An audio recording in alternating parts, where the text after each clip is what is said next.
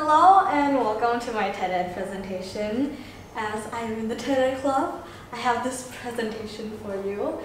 And so, what I would like to ask you, everyone who's watching this, is how do you feel when you're not able to complete something?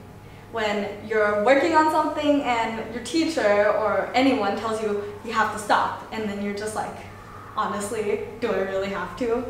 I often feel like that at times when I'm working in an artwork and then the period is over. I'm like, really? Do I really have to stop at this point? Now, one of the things that I was working on as a tiny 10-year-old in 5th grade was some stories, because I had a huge imagination back then, and I loved reading stories on a site called Wattpad. So Wattpad is a basic site in which people can go sign up and read stories for free, publish their own stories within the website for free, and that is exactly what I did. I read things from werewolf stories to random romance stories because I was that 10-year-old. And so I decided I wanted to create my own. I was writing and writing, and for months on months, I was so happy and consumed by the story that I was writing, and even my English scores were getting better because I was writing more and more. Even me and my friend, we started like collaborating. We were like, hey, what do you think about this? What do you think about this? And we had a great time. But over time, as I was writing on, I started losing motivation for it. I was like, is this honestly what I want to do? I would have to go back on chapters, reread them, and as I was rereading them to like know exactly what was going on, I was so disappointed within myself. I know it shouldn't have made me feel like that because it was my own creation, and I was proud that I created the story, but I wasn't exactly happy about the grammar and the cliche scenes within the story. And so, as I kept writing, it started getting slower and slower as I was doubting myself about my abilities to be able to write. Additionally, my story was getting absolutely no views and no comments even when I asked for criticism at the very end, which left me with less motivation to continue the story. I'm sure many of you guys have felt this way somehow at some point in your life. Some people like art, drawing, or painting to some extent, and most of the times when you're passionate about it and you really feel for your artwork and you're working on it, putting all your blood, sweat, and tears into it, you start feeling really good about yourself until someone comes up and insults it and laughs at it and points at it and goes, ew, that's ugly. Now, you, as you hear this, might feel really sad about your artwork, like, oh, I did so much and no one likes it. What is the point of even doing it if no one likes it? And so from this, you might just stop working on your artwork, trash it all together, or just continue it without any effort or care with doing what you want to do. So as you can probably tell, my presentation is all about losing motivation due to negativity. Now, I am a person who loses motivation very easily. And although I am no psychologist, I am no neurologist who can easily explain, oh, this chemical goes to this chemical and creates this reaction in your brain. And so because of that, you act in a certain way. No, I do not know what happens within that process. But it is said that experience is the best teacher of all things. And so with my experience of negativity, I've decided to make this presentation. When my teacher was asking me, oh, you want to join the TED Club? I was like, sure, you know, it would be a great experience for me. And then she was asking again, what do you want to do? I started thinking really hard about it. I was like, what do I do? What can I do? And so I started thinking about this. This is a very, very, very old assignment of mine that I did in grade 8. It is for a science assignment that my very kind teacher gave to us. every time we learned a new chapter, she would let us leave 1 or 2 pages before we learned it. And then as we continued to learn and we finished the chapter, she'd let us come back to this page and tell us to sort of summarize the notes that we had in a visual form. Now, she is a very strict grader. She is kind, she is nice, I like to talk to her, but when it comes to her class, 4 is the highest score you can get, like within the actual standards. But in her class, people often got 3s and 2s. Not saying that 3s and 2s aren't a good score, but they are scores that you look on and you see and you want to get a 4 because that's sort of what everyone is aiming for. And so, if you zoom in on my cover page, you can see that she comments less on writing please for my assignment, which is called a science cover page, by the way.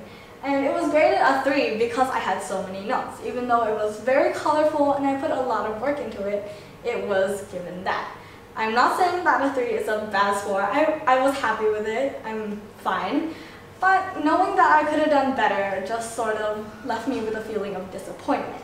Because early on, before I had even turned the assignment in, my friends actually told me that there was so many notes. And at first I heard that and I was like, honestly, I don't think so. So I went home that day thinking about all the work and effort I put to it on the day before, because I was sitting down for hours coloring and outlining and drawing and putting so much effort into it. And to hear that my friend said that just sort of left me feeling a bit sad. And I was thinking that day one of 2 options that I could have done with my cover page.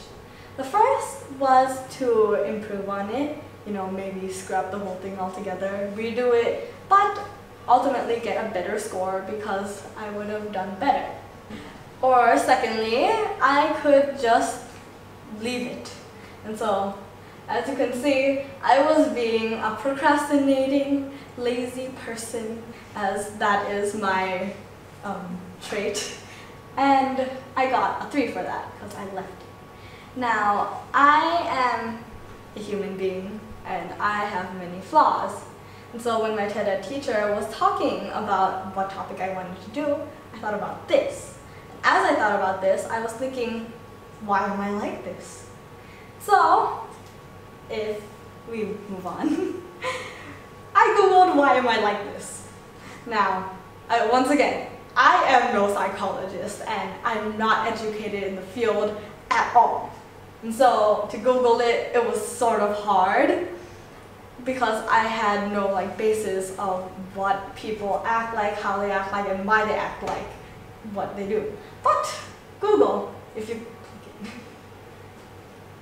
it, is the savior of all students' lives, mine included. And so as I was Googling, I found many different answers to why I was acting the way I was. One of the first reasons is this crossroad, which you probably don't understand yet, but as I explain, you will. Now, the prospect theory, which is one of the first things that I found, is a theory that says people often want to choose the positive route instead of the negative route in order to get a result, even if the result is the same if you go both ways, or better if you go the negative way. So, in case you don't understand, let me say you have the opportunity, 2 opportunities. The first one is to get $25 in an instant. Or the second one is to get $60 minus 30.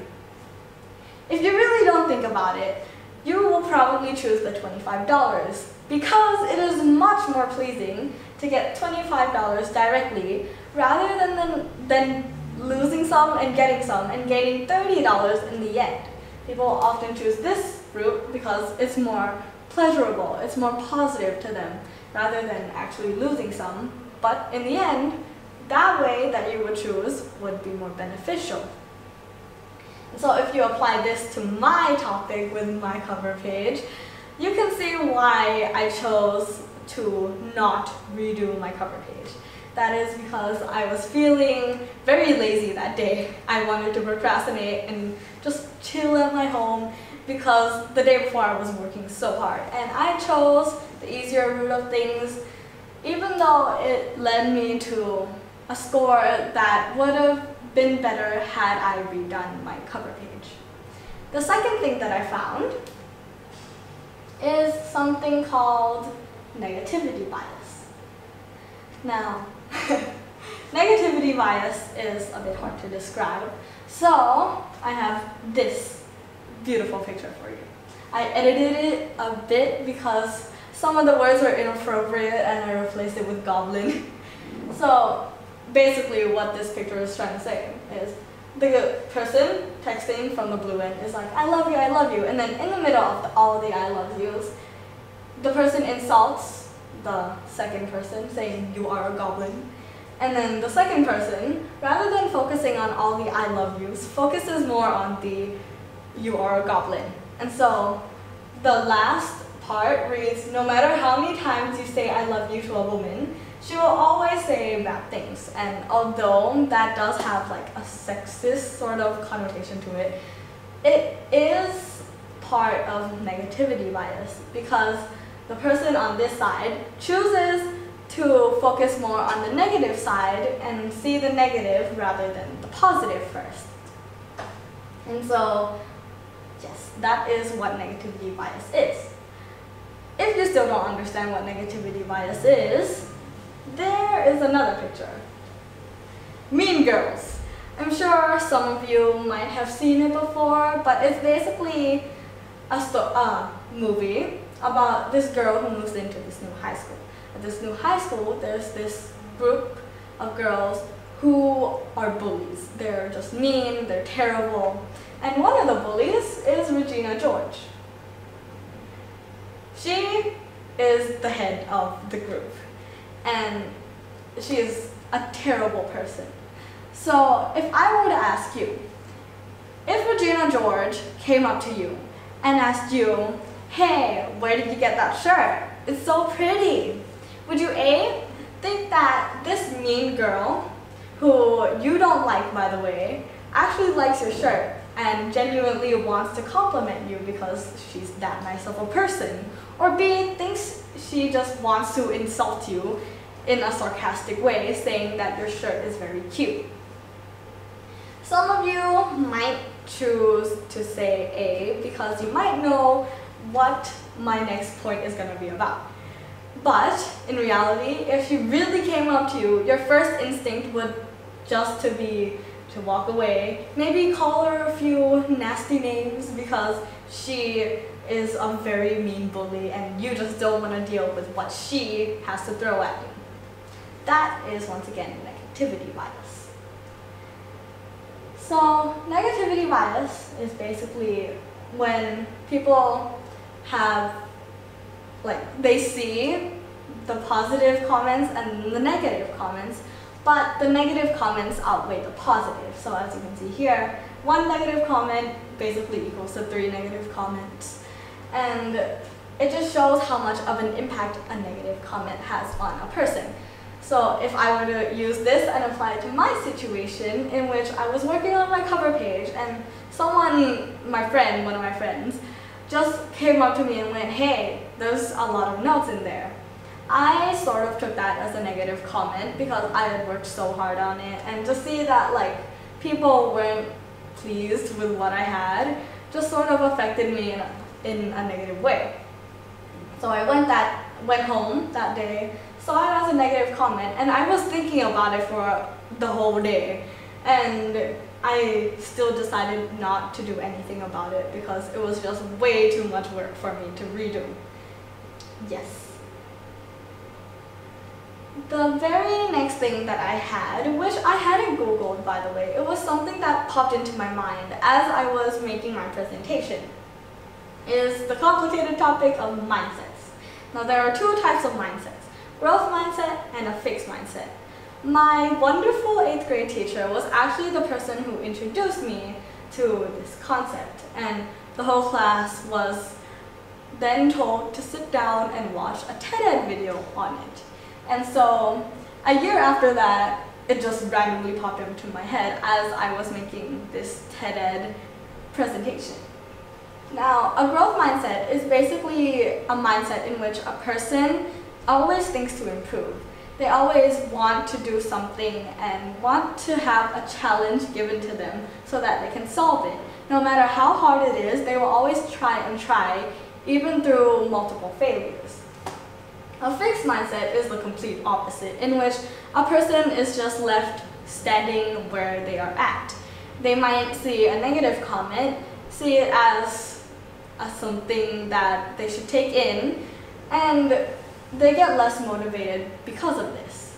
They might see a positive comment and think they're so satisfied with themselves that they just stop right where they are. And oftentimes people have a fixed mindset, and because of this, no one really wants to improve.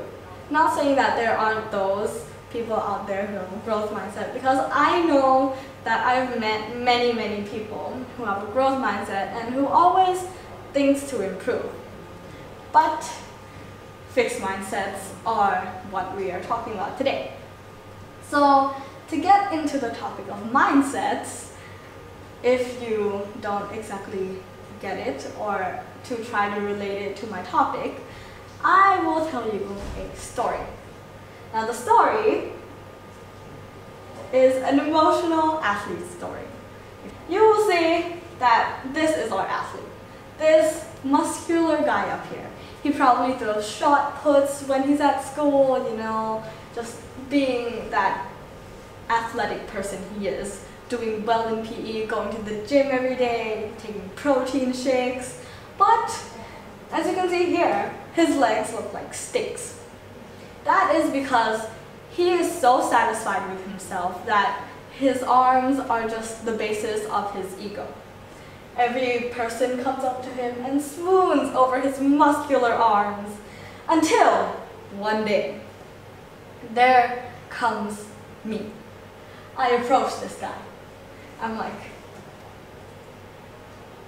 what are those? Because his legs are so thin, chopstick thin, I will say. And so the guy is ultimately sad because of that and tries to insult me as he sees that as a negative comment, which I will admit was pretty mean. According to the negative review bias theory, he'll see it as a negative comment because that's just his first instinct. So he gets sad. He tries to insult me back and say, well, you're not any better either. You're ugly too. And so he walks away, strutting his chopstick thin legs. He goes home that day, tries to sleep in his bed, but stares at the ceiling and is like, was that comment really true? He gets up, looks at the mirror, and he's so self-conscious at himself at this point that he just tries to disregard this negative comment. Because according to the prospect theory, he would rather choose the positive route rather than the negative route, which would be to improve on his legs from the negative comment that he received. So he tries focusing more on the positive, the fact that he has an amazing upper body and that people still swoon over his biceps and triceps and all. And he goes to work out the next day. But after a week or so, he actually starts looking at himself in the mirror more and more, and he realizes, I need to do something about my legs. He starts thinking maybe that negative comment should have been taken as criticism, and he should do something about his legs. So he starts going to the gym the next day, running on the treadmill as fast as he can, and even sticking a picture of Dwayne "The Rock" Johnson on his mirror as inspiration. And he does this for around 2 weeks or so, but then he sees that he has made absolutely no progression. He starts getting discouraged again because his legs look the same. He even saw me again, and I said the exact same thing to him about his legs being chopstick thin. And so he gives up. He just throws it all away and is like, I do not need to work out on my legs anymore, because he starts feeling that it's just not worth it to have all this work done and get no progression whatsoever. So he just continues to be himself, working on his arm muscles and just listening to people complimenting his upper body.